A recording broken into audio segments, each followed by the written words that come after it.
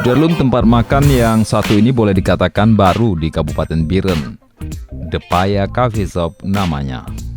Terletak di Desa Payameneng, Kecamatan Pesangan Biren. Depaya Cafe milik Ziaur Rahman atau Haji Uun, putra dari almarhum Bupati Biren Saifanur, dibangun di atas permukaan air waduk yang alami. Di kafe ini menyediakan berbagai jenis makanan dan minuman ringan, mulai dari mie Aceh, tekwan, hingga dimsum, serta aneka makanan lainnya dengan harga yang terjangkau.